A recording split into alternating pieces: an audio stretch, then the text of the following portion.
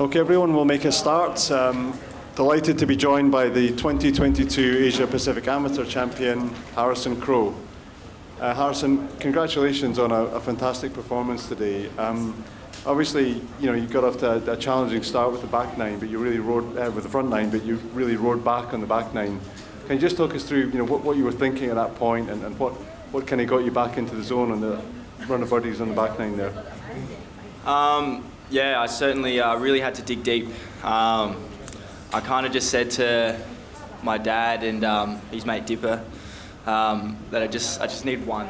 I need one to go in, need one to drop, and then from there I just kind of backed myself to then keep it going. I knew I just needed one. I hadn't had a birdie all day, and then the 1 on 11 I made it tough for myself after the first putt, but then then it kind of got momentum going forward really.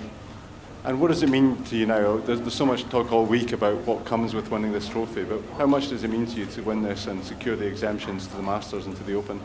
Oh, it means so much. It means so much. I said this before, but I started this year extremely well. I played a lot of really good golf, but towards the middle of the year when I travelled overseas, I didn't play very good golf at all. So I came out here this week with something to prove, and I'm just really proud of myself, the way I handled myself on the course, off the course especially as well.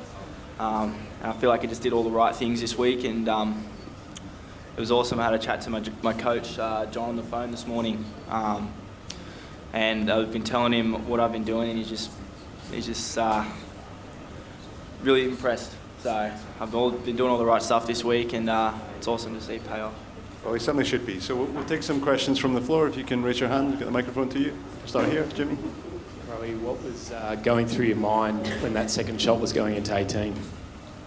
I didn't think it was going to go in the water. I pulled it, but I flushed it. So I thought I had plenty on, but I was just hoping that it just caught a bit of grass. And was there anything to sort of reset to, Bo was making a bit of a run and you were struggling early. Did you just take some time and think about anything particular, or just, you need to get going here? I think, honestly, the putt that I hit on 10 really got things going for me. I hit a really good putt from, I think it might have been 25, 30 foot. And I gave it a good look, and then from there I took my time walking to the next tee under the tunnel, and I really just had a few deep breaths and really just reset and try to get things going again. Okay, Josh in the middle. Harrison, have you ever been any more nervous than you were standing over that putt on 18? No, I haven't. I don't think the putter kept still at all. Thank you. Over here, Spencer. Can you just talk us through the fact that you were thinking about turning pro this week, had you not won, and how your mindset has changed during the week and at this very moment?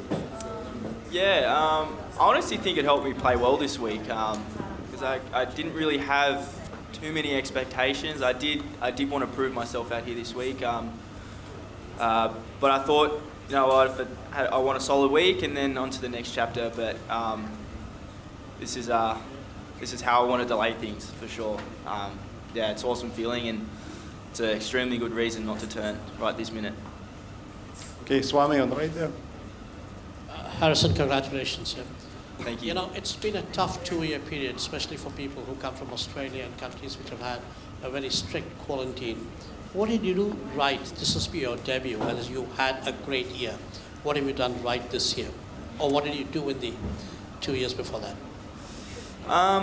Obviously, during the lockdown period in Australia, it was quite tough. I couldn't really travel anywhere, really. I was able to play a lot of golf because I pretty much live on a golf course. And that was probably the best thing for me because there was a local course that I play at Bartle Valley. There's not many practice facilities. So I just kept playing holes and holes and holes, which really improved my game. And then coming out of lockdown, we had a few run of events. And I kind of just played really well, for sure. So it's been awesome. Been a struggle, not been able to travel overseas. I finished school in 2019, and this year was the first year that I was able to do a summer overseas trip. So it's been an awesome year so far. Plenty to look back on. Okay, Joy on the right. Hey, great. Couple of questions. One is, you must have done a lot of planning just because you were planning to turn pro starting from next week, writing to tournaments for exemptions, or planning out your schedule in Australia where you have already won a pro tournament. So all that plan has gone burst. I mean, just forget about that. Now, how are you going to look forward to this now, the next 7-8 months, or rather 10 months till the Open Championship? What are you trying to plan for yourself now? I'll go home and I'll talk to my coach John and talk to my team around me, and we'll just sort out from there. What I do play in, but obviously it's I know when I wake up in the morning, it's going to be pretty surreal knowing I'm playing in the Masters and in the Open. So yeah, I'll get home and sort everything else out later. And the other question was, you told us yesterday that you met Adam Scott, who has been a childhood idol of yours. You also said that you were not playing well till Japan Open last week. I mean, you were really not happy with the way you were playing. Did something change? Did an interaction with Adam or something spark in you, or what happened in that flight from Narita to here? Absolutely, he helped me a lot. It was awesome to meet him last week, and I was on the range after the second round. I missed the cut by a fair few, and I was just working on some stuff, and he was on the range as well after once he finished his round. So it was, and he come over and had a chat to me, and basically just talked about the day, and he just said, look, just reset, go get ready for Asia Pacific next week, and go get it done. And I'll see you back home in Australia for the Aussie events. So that obviously was super nice to hear. He's a really down-to-earth guy. So yeah, that helped me. That helped me a lot. And then the flight over here was, I'm sure, a lot easier from all the other Aussie lads and some of the other guys that travelled from college in the US. So it was, I think, 5 hours from Japan, and was able to get straight into getting the body right. So. Okay, Spencer on the right. Thank you. A couple of questions. First of all, how often have you played in Asia before? Which other Asian countries have you played in? And just like to ask your earliest memories of the Masters and the Open. I've played in Vietnam when I was, I think, about 15, the Nick Faldo series. I did play in Japan a few years ago for the Asia Pacific Junior. And I think that's about it. Those are the only two countries that I've played in Asia. My earliest memory. I don't think I can think of anything earlier than watching Scotty win. I've never really been a fanatic watching golf on TV a whole lot. When it comes to the Masters and the majors, I'm pretty glued to it. But yeah, I think it's had to be Scotty winning in 2013. Okay, Jonathan in the middle. Well done, Harrison. So next year you're going to be the defending champion on home soil at Royal Melbourne. Your thoughts on that? It's pretty cool to hear. And it's pretty awesome that it's we're hosting it next year. And yeah, I've actually never gotten to play Royal Melbourne before, but obviously I've heard so many good things about it, and I have been there, but I've never got to play it. And it'll be interesting to see how they set up the course next year. It'll be quite different to this week. For sure. Swami on the right. You just spoke about defending the title next year. Would that mean you're going to stay amateur and not join the money ranks after the Open? Or thoughts do exist?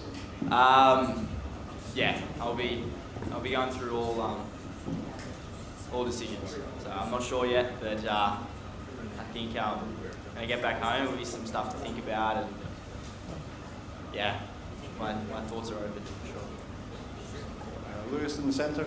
Congratulations, Harrison. It's 17th hole, you take the lead in Island Green. It's what did you think on the boat? On the boat? Yeah, on the boat. The Open or Masters? No, actually it didn't cross my mind until the last hole, having a 4-foot up the hill. But the boat ride was quite nice, and I knew the job wasn't done yet. I knew I still had to hit a nice putt.